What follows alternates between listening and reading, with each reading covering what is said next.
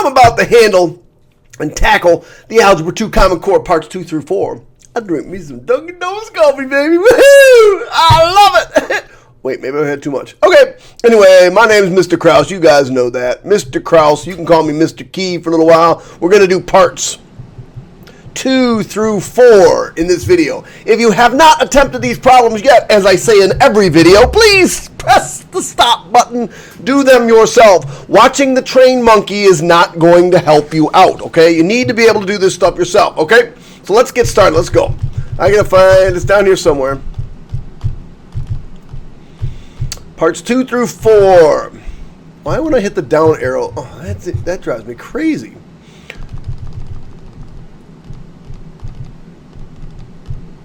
Perseverance. That's what we're going to be looking for. Perseverance. Where is my answers? Oh, here we go. Okay, here we go. So, number 1.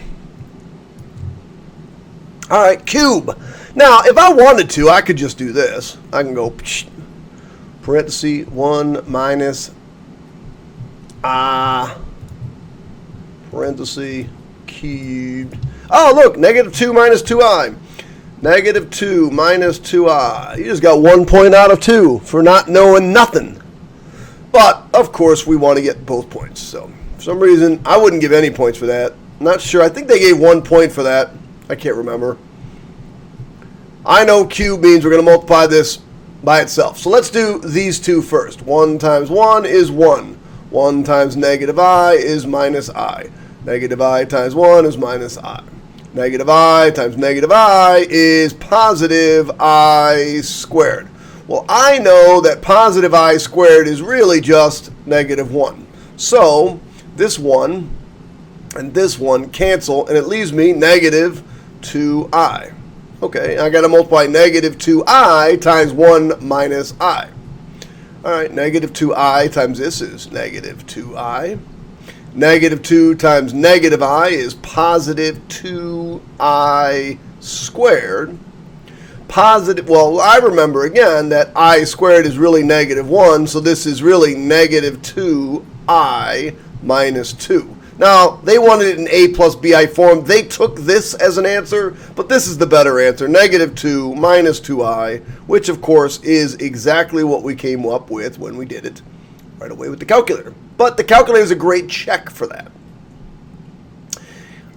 This is kind of a silly question. An orange juice processing plant receives a truckload of oranges. The quality control team randomly chose 3 pails of oranges containing 50 oranges each. From the truckload. Identify the sample and the population. I am recording, right? Sometimes I forget. All right, so this is easy. Let's go population. Population, anytime you're dealing with statistics, the population is everything. So the population would be the truckload of all oranges. The sample would be the 3 pails 150 oranges. Sample and population. Okay, so one conclusion that can be drawn from the quality control if they found that 5% of the sample was to be would be unsatisfactory. So one conclusion would be based on the sample, we can presume that approximately, sorry about that, 5% of all of the oranges in this truck would be unacceptable. Or, I'm not going to write it, I could have said based on this sample, we can conclude or we can presume that approximately 95% of the oranges would be acceptable. One way or another, that's basically what you're getting from it. That's all they're asking. Let me go to the next question. All right, this next question, not a big fan of it. I mean, it's an okay question, but the word explain, I hope your teacher told you, means you better have words in your answer. Got to put some verbs in your sentences. Got to put some words in there. Okay. All right. So something like this would be acceptable. First of all, I'm going to show some work, and then I'm going to explain my answer.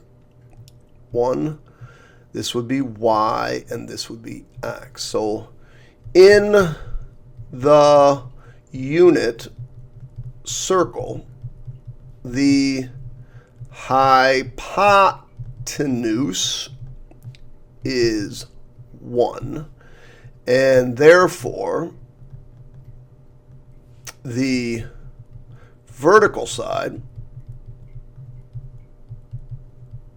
would be, let me try to write neater. I promise I'm at the bottom of my tablet. Would be, that's my excuse, be y units, and the horizontal side of the triangle would be x units. Since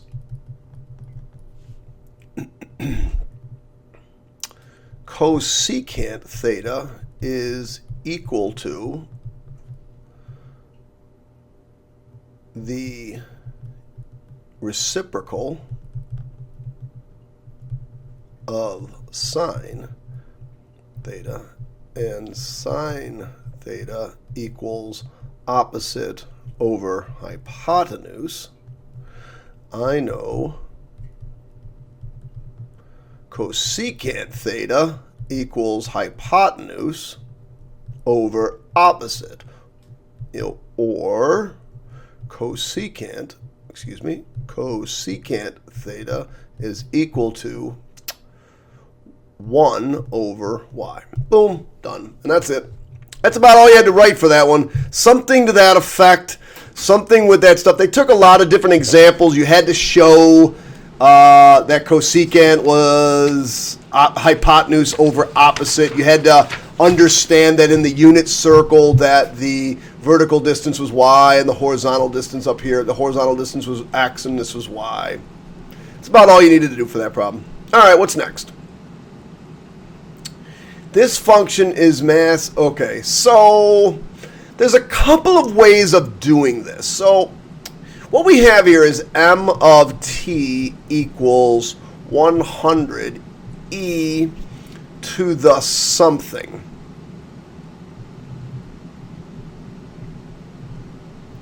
The natural log of 1/2 times t.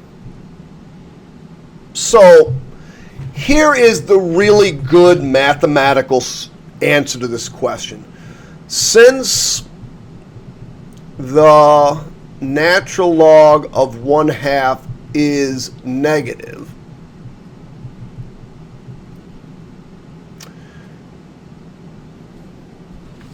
the base e raised to a negative exponent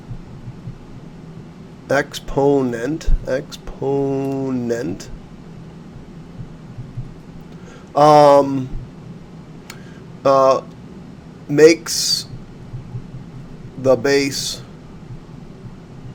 really 1 over e to a positive exponent. 1 over e is less than 1, therefore is positive less than 1, is less than 1, but greater than 0. Therefore, this is dk. Now, since this is only 2 points, you could have also done this. You could have said m of t is a decay function because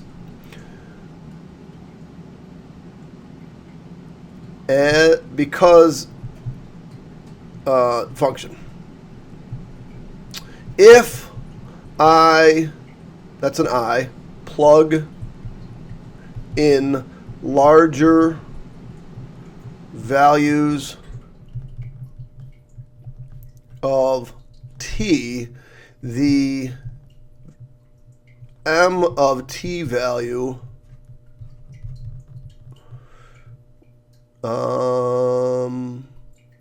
becomes smaller. And you should show examples.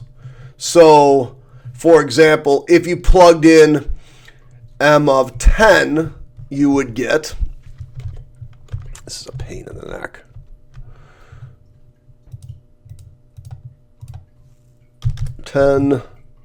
control var t, enter, and I'm going to look right here. This is 100 times e raised to the control division, the natural log of, and I'm going to use 0.5, times t over 1590.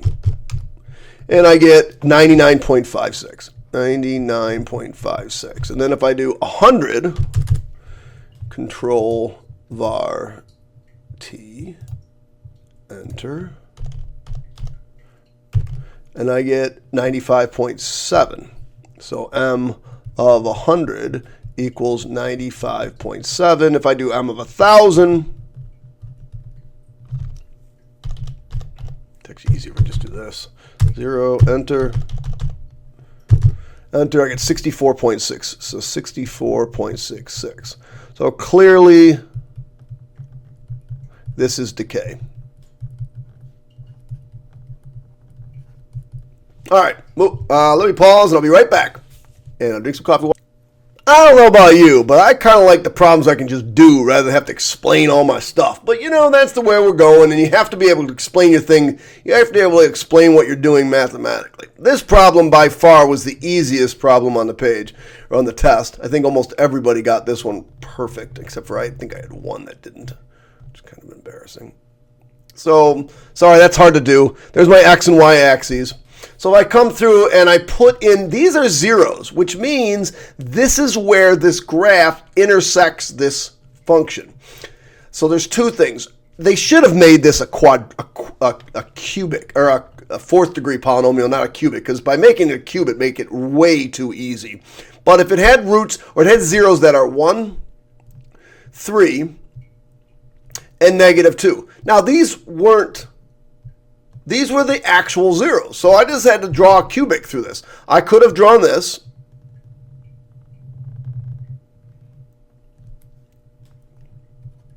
Boom, there's a cubic. Control Z, Control Z. Wait, why am I not?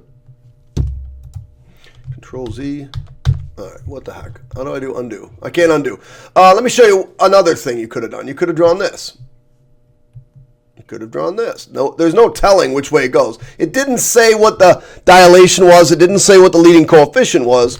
Either way, it was fine.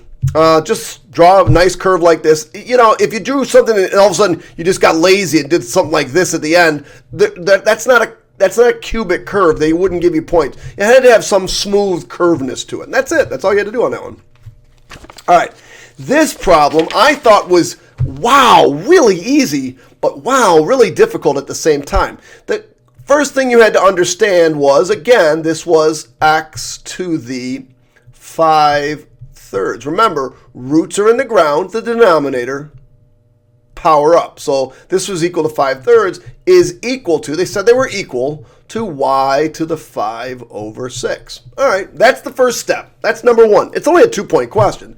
Then you had to remember how to solve rational equations. And the easiest way to solve for y is to raise it to the reciprocal. Well, if I raise this to 6/5, I have to raise this to 6/5. Well, this side gives me just y because the 5's cancel and the 6's cancel. I'm left with just y. Over here, the 5's cancel, and I'm left with 6/3, which is x squared. That's it. Believe it or not, that's all there was to that problem. But it did have a couple of things you just had to remember about rules of exponents. All right, let me pause before I go to the next problem because this one's kind of brutal. All right, rules for independence. This is only a 2-point question. I was thinking this was something else. Rules for independence. So are the events student is a male and student prefers reality series independent of each other? The answer is no. Now, you can't just write no and get any credit. They're not going to give you credit for just writing no. You have to have some kind of mathematical knowledge. So the first thing we're going to do is figure out what is the probability of being male. Well, the probability of being male is 230 out of 490. So there I go. Now, if I wrote no and I said, okay, 230 out of 490, maybe I get a point. I don't remember exactly what the rubric said on this one. Whatever.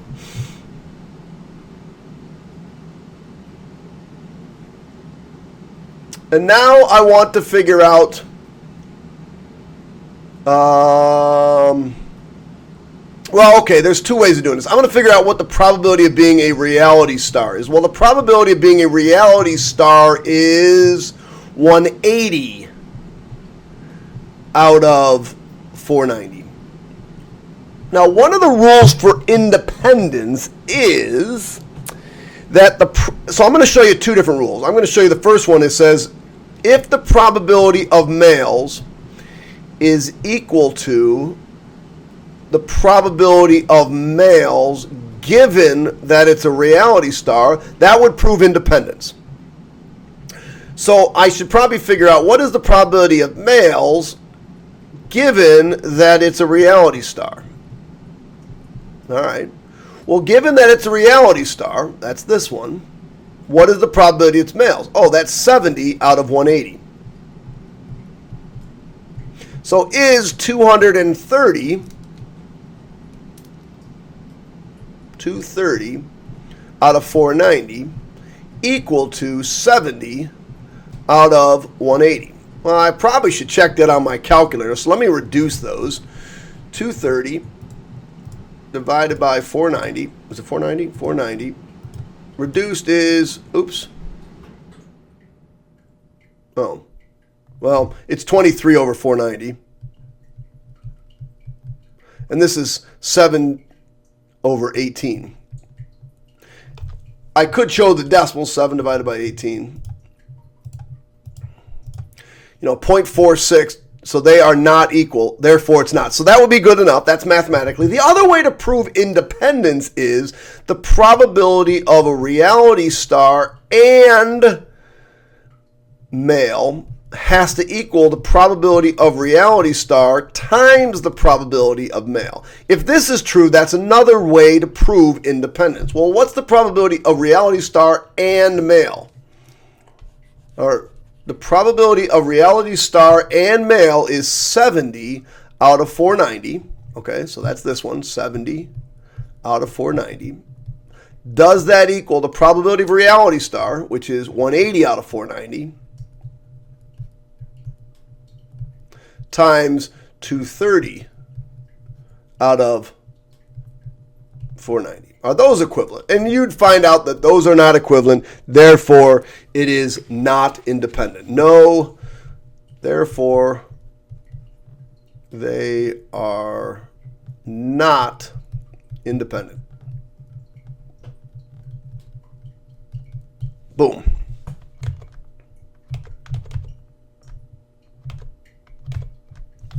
Keep doing that. All right, moving on. Next problem. What is the next problem? Yay! Oh my gosh. This problem here, most kids nailed it out of the park because they didn't get flustered by what it said. It just wants you to do long division and state your answer the right way. The right way is the remainder over g of x. So q of x is equal to remainder over g of x. All right, whatever. So I just got to do x minus 2 into 3x squared plus 7x minus 20. Now, most kids did this arithmetic properly. You multiply by 3x. I get 3x squared minus 6x. Don't forget, the hard part is remembering that you're going to subtract. This becomes 13x minus 20 plus 13. 13x minus 26. Because remember, you're going to multiply by both of these. I'm not going through the math of long division. And then you got to subtract, and I get 6. So my answer is 3x plus 13. Remember, the quotient of this in the form of quotient is q of x of remainder x over the original function g of x. So it is plus 6 over g of x, which is x plus 2. Or excuse me, x minus 2. I actually had the kid do all of this right and put x plus 2 down here. And it's x minus 2. So there is the answer. You know, you could have put it up here, plus 6 over x minus 2, and there is the answer as well. All right, that's it. Oh, now we're to 4-point questions. Let me take a pause. Before I start those hard 4-point questions, I drink Dunkin' Donuts coffee. Whatever, this isn't hard.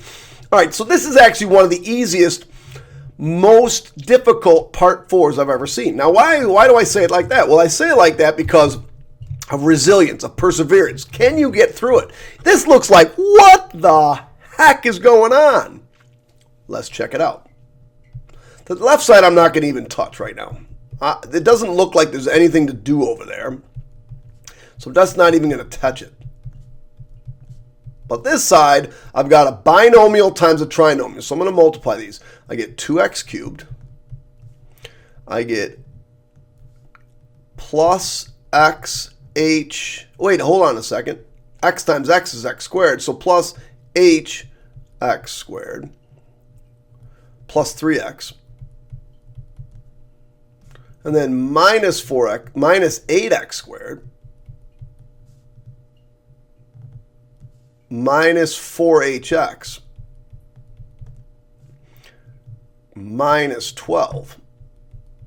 And then we got this plus k at the end. So let me clean this up over here. Well, hold on a second. So let me put the stuff together. So I get 2x cubed plus 8x squared. And I'm going to put it together with this one. Minus 8x squared. Plus 3x minus 4hx minus 12 plus k. So let's clean this up.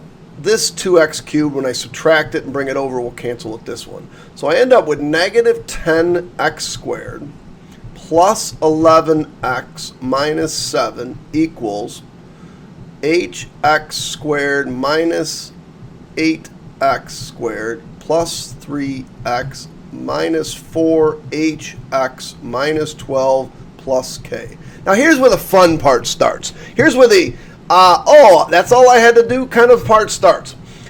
What do they have here? On this side, they have minus 10x squared. On this side, I have these as my squareds. Well, if these are going to be equal, those two things have to be equal. So minus 10x squared has to equal hx squared minus 8x squared. Well, let me add this 8x squared over. And I get negative 2x squared equals hx squared. So, well, doesn't h then have to be equal to negative 2? Now, I can check that. If these are my x's, they have to add up to 11x. Well, let's see if that works. 11x equals 3x minus 4 times negative 2, because I just found h to be negative 2, times x. So this is 11x equals 3x plus 8x. Yep, that works.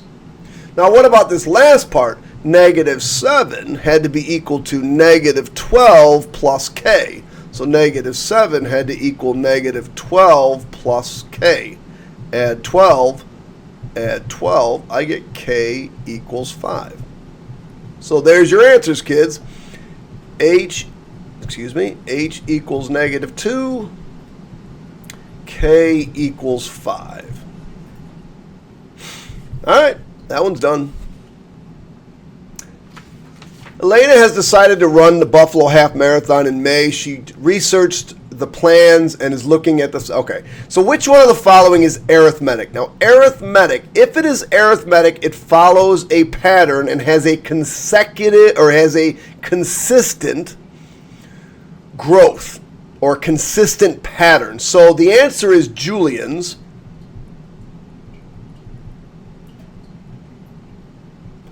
Is an arithmetic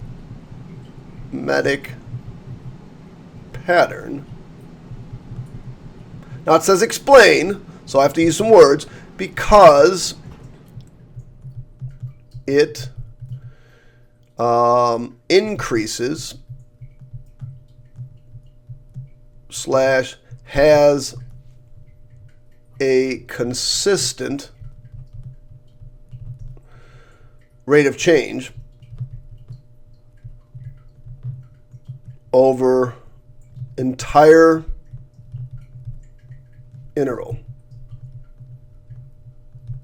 Sorry, I know that's kind of messy, but that's what it is. It has a consistent or increases at a consistent rate of change.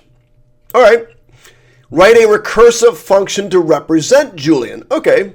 Well, what is my a sub? I don't have an a sub 0, but I do have an a sub 1. My a sub 1 is 10.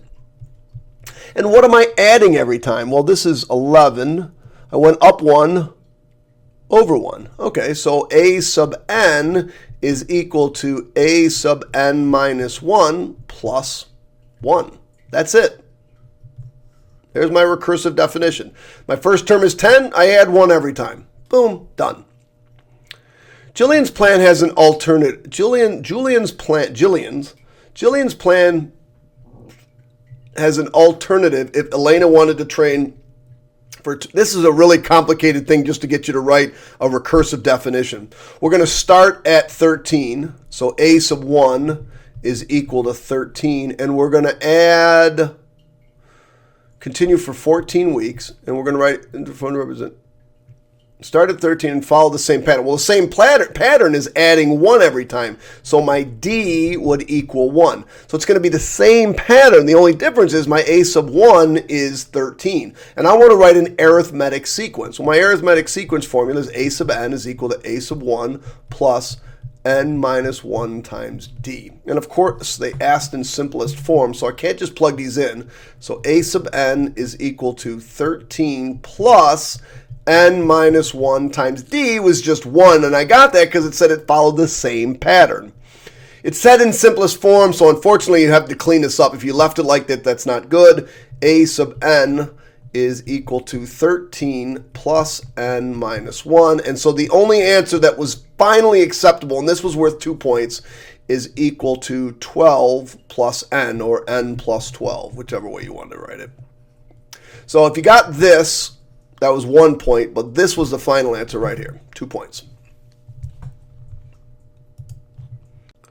All right, I think we're going back to some probability. Let's see. Oh, yeah. The guidance department has reported that of the senior class, 2.3% are members of the Key Club, 8.6% were represented by physics, and both. Anytime I see something is this percentage, and something are both, I'm going to use a Venn diagram. So I'll call these key, and I'll call these physics. Now, you should know by now that you always start in the middle. So 1.9 goes in the middle. Actually, I should have done that maybe in black. 1.9% in the middle. Therefore, over here, my purple, this should be 0.4%. And this should be, if it was 8.6 minus 1.9 is 6.7%. So the question says, determine the probability of P given K. So I want the probability of P given K. Now, hopefully you remember that that is the probability of P and K divided by the probability of K. So the probability of P and K is the black part, which is 1.9, all over the probability of K, which is 2.3. Which is equal to, if you did this math, you get 0.826. Let me do it on my calculator. 1.9 divided by 2.3 is 0.82608, 82608, which is 82 point to the nearest tenth, 6%. There it is.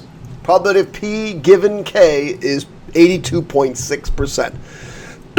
But the principal, who's not a math person, doesn't understand that. So what generalization or what can you interpret based on the results? And you had to use your results that you came up with in part K or part A or this first part. So the simplest thing to say is, of the members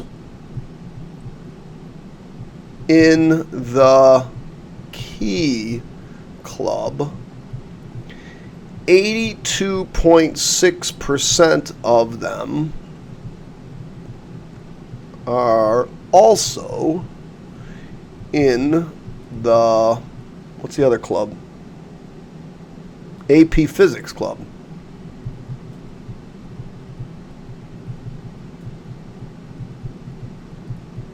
Boom. That's it. Something to that effect, kids. That's all she wrote. All right, let's get to this. Oh, we got another 4-point question. Last 4-point question. This is the last 4-point question, I believe, right? Yes. All right. Using the formula below, determine the monthly of 5-year car loan. So, okay, they did. This is not a hard question, but they did mess with you a little bit. So, I want to figure out a couple things. What is the amount I borrowed? Well, it was a $21,000 car, but I put down $1,000, so the amount I got to borrow is $20,000. The number of monthly pay periods. It's a 5-year loan, but these are monthly, so 5 times 12 is equal to 60. So 60 is N. I'm trying to figure out what my monthly payment is, so I don't know what this is. My interest rate, now here's the hard part, was 0.625%. As a decimal, this is equal to 0.00625. Remember, this is really divided by 100, so that was the tough part. You had to plug that in. So this is all I'm going to plug in. My original amount I'm going to borrow is $20,000. I don't know what my payment is. And I know all the rest of this stuff. 1 minus, parenthesis, 1 plus 0.00625 raised to the negative 60, because N is 60, all over 0.00625. So really, all I want to do is take whatever this is. I'm going to figure out what this is, and then you're going to divide. So we got to figure out what that crap is. So let me clean this up so we can look at it nicely. So parenthesis, and then we're going to do a big fraction. 1 minus parenthesis 1 plus 0.00625 raised to the negative 60 all over 0.00625. So 49.905. So this is 20,000 is equal to the payment times 49.905308. So I'm going to take 20,000 and I'm going to divide it by, and I get 400.758. So payment is equal to 400.7589. 7589. And they said round this to the nearest cent. So my payment is going to be $400 and 70. Let me write that nice and neat. That looks like 406. My payment is going to be $400.76, and that was the answer to that one. Now, you know, come on. I saw when I graded these, some kids wrote 31,400. That's your payment? That's your monthly payment is going to be 31,000? I mean, come on. The answer had to make sense. Play with the numbers until the numbers made sense. Now, the second part's a little trickier. Determine the appropriate down payment to the nearest dollar if we want our monthly payments to be 300. So now they're giving you monthly payments. So here's how this is going to work. I'm going to say let X equal down payment.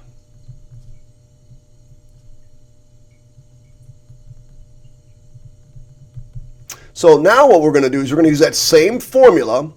So remember, P sub n is my loan amount. Well, wouldn't my loan amount be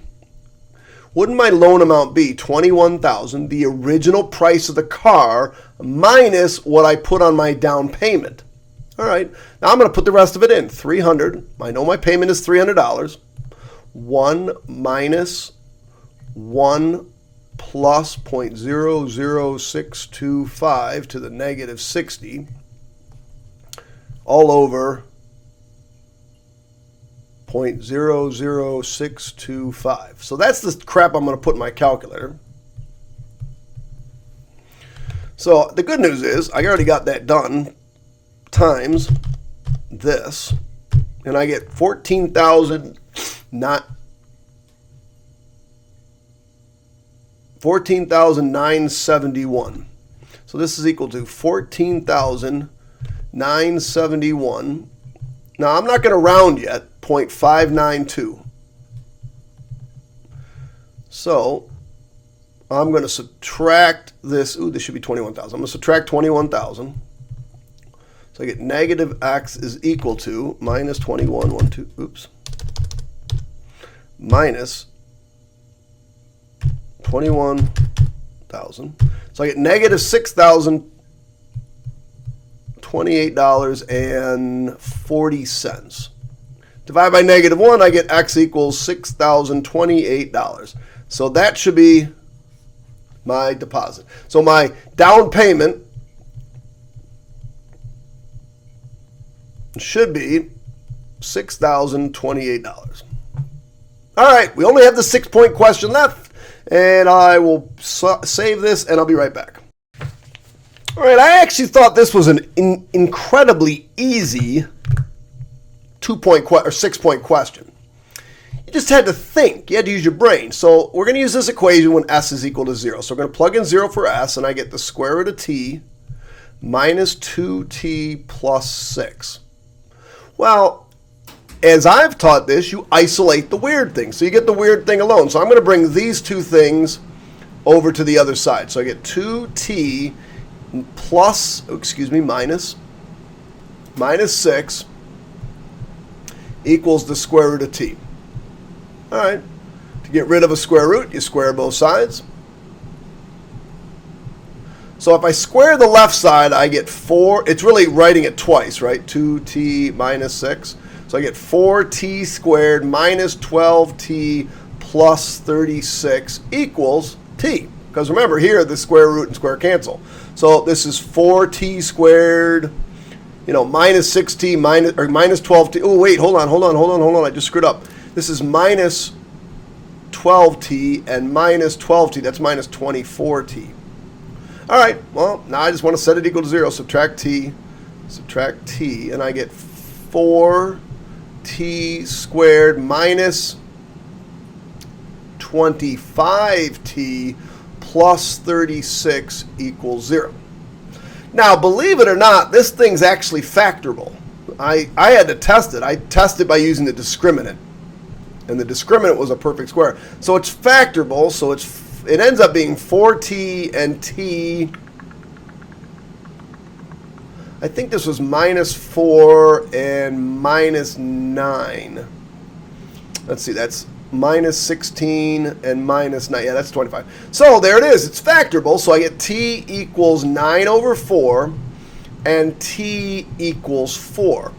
The problem is this is a radical equation, and all radical equations must be tested. So if I come over here, and I'm going to show you this just because I think you need to see it. If I do 9 divided by 4, and I store that into t, enter, and I type in the square root of t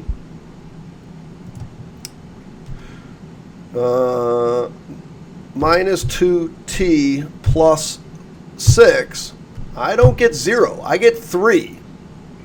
But if I did 4, control var t, and hit enter, and I type this in, I get 0. So 4 is the only answer. This is an extraneous solution, and you had to get rid of it. So the answer is 4. All right. Now, last part was actually really easy, except for one thing. S is in hundreds of miles. So a lot of kids got 3 as the answer, but the answer is not 3. So I'm going to figure out what is this equation? When t equals 1. So when t equals 1, so I get s is equal to the square root of 1 minus 2 times 1 plus 6. Well, this is s equals 5. And then when I plug in t equals 3, I get s equals the square root of 3 minus 2 times 3 plus 6. So I get s equals the square root of 3. But I don't know what the square root of 3 is, so I do my calculator. I come over to my calculator. I do, the square root of 3 is 1.7 something. 1.73205. So they want your answer to the nearest mile, or nearest hour, excuse me. Nearest mile per hour, mile per hour. Well, my distance here is 5. My distance here is 1.73, or my speed is 5, and my speed here is 1.73. So you might think you're going to subtract those, but you got to remember this is in miles per hour. So this is actually 500 miles per hour, and this is actually, if we multiply by 100, 173.205 miles per hour. And when you subtract those, let's do 500 minus 173.205. I get 326.7. 326.705 miles per hour. So rounded to the nearest mile, it's 327 miles per hour. And I know a lot of kids just subtracted the 5 minus the 1.7 and got 3.2 and rounded to 3, but unfortunately you had to multiply by 100. That was the trick. If you got 3, I think the top was worth 4 points and the bottom was worth 2 points. So if you got 3, you got 1 point. If you got 327, which, probably a lot of kids missed the fact that it was in miles or in hundreds of miles per hour rather than just miles, and that was kind of tricky. But that's it. That's the end of the thing. That's the end of the show. I don't know how you did. Hopefully you did okay. Please hit the subscribe button. Please it helps me out, helps me and Miss Newman out, so that we can reach more kids. Okay, the more subscribers we have, the more people that we can reach. Okay, reach. That's it, kids. Hopefully you crushed it. Take care. Bye.